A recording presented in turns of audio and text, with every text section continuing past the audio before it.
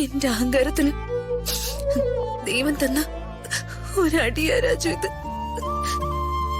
കേരളം മുഴുവൻ പ്രശസ്തനായ മിസ്റ്റർ പ്രതാപവർമ്മയുടെ മകളെന്ന അഹങ്കാരം. പ്രതാപവർമ്മയ്ക്ക് ഒരേ ഒരു മകളേ ഉള്ളൂ, ഞാൻ. ആ അഹങ്കാരം എല്ലാം ദൈവം കണ്ടു. അതിന് ദൈവം തന്ന റിവാർഡായത്. എല്ലാം ദൈവം ക്ഷമിക്കും. പക്ഷെ അഹങ്കാരം അത് ദൈവം ക്ഷമിക്കില്ലെന്ന് ആരൊക്കെ പറഞ്ഞു ഞാൻ കേട്ടിട്ടുണ്ട്. ഏതായാലും ആ കിരീടം എന്റെ തലയിൽ നിന്ന് തെറിച്ചു പോയി.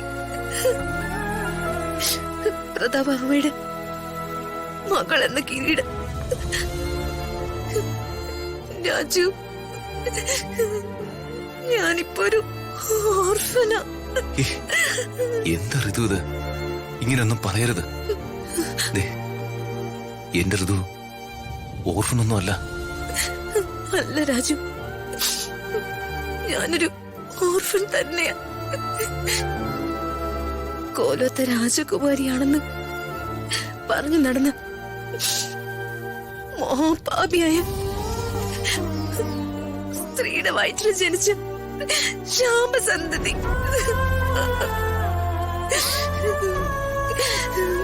ഞാൻ ജനിച്ചത് തെരുവിലല്ലെന്ന് മാത്രം. പ്രതാപവർമ്മ എന്ന മനുഷ്യന്റെ കാരുണ്യം കൊണ്ട് പട്ടിണി കൂടാതെ അത് എന്നെ വളർത്തി പഠിപ്പിച്ചു. അച്ഛനെന്ന് ഞാൻ വിളിച്ച് ശീലിച്ച ആ മനുഷ്യൻ ഒരു സുപ്രഭാതത്തില് അച്ഛനല്ലാതായി. ആ അലഞ്ഞു തിരിഞ്ഞു നടക്കുന്ന നശിച്ച സ്ത്രീക്ക് ഉണ്ടായതാ ഞാൻ. ഒരു മേൽവിലാസം ഇല്ലാത്തവള്, പേരിന് മുൻപില് എഴുതാൻ ഇനിഷ്യൽ പോലും ഇല്ലാത്തവള്. രാജുവിന്റെ അന്തസ്സിന് ഇനി ഞാൻ ചേരില്ല. ഈ നിമിഷം എനിക്ക് വേണ്ട രാധമ്മ.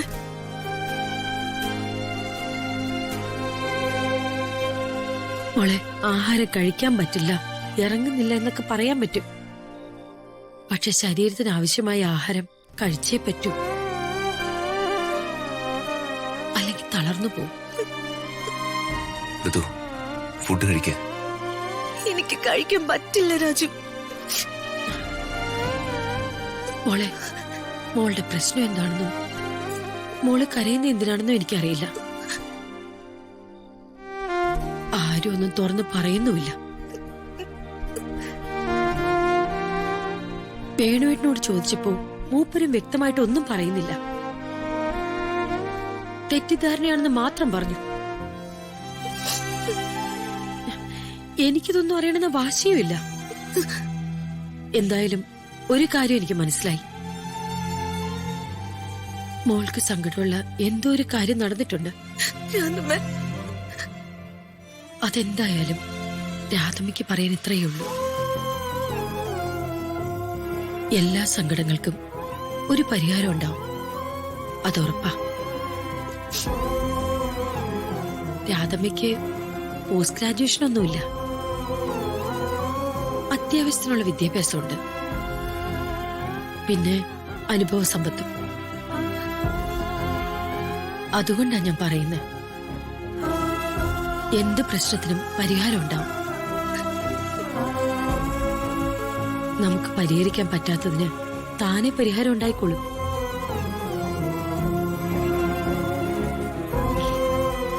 ഓളെ, നമ്മള് വല്ലാതെ സങ്കടപ്പെട്ടിരിക്കുമ്പോ മറ്റുള്ളവര് തത്വോപദേശങ്ങളുമായിട്ട് സമാധാനിപ്പിക്കാൻ വരും. സത്യം പറഞ്ഞ ഈ ഉപദേശിക്കുന്നവർക്കും അറിയാം സങ്കടം വന്നാ പുറമേ കരഞ്ഞേ പറ്റൂ എന്ന്. പക്ഷെ ആ ഉപദേശിക്കുന്നവരെ പുച്ഛിക്കരുത്.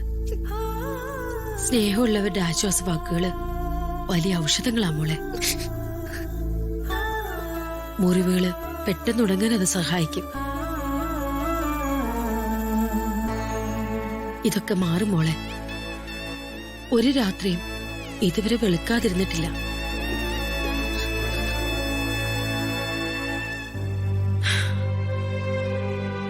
നിങ്ങൾ എത്ര ഭാഗ്യമുള്ളവരാ മക്കളെ.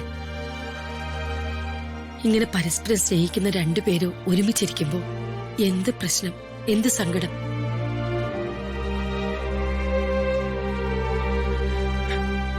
മോക്കിതാ ഇവൻ ആഹാരമായി തരും. മോള് കഴിക്കണം.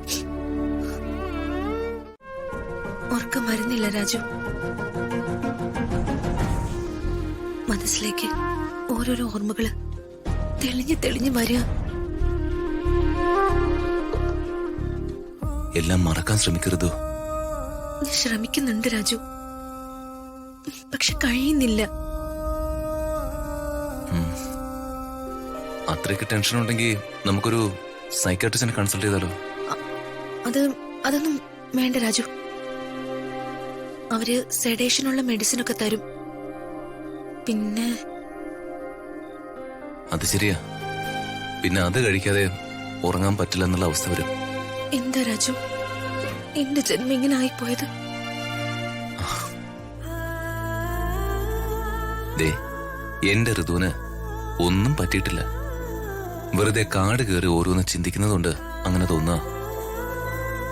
No tension, sleep peacefully. Raju, മരണം വരെ എന്നോടൊപ്പം ഉണ്ടാവോ?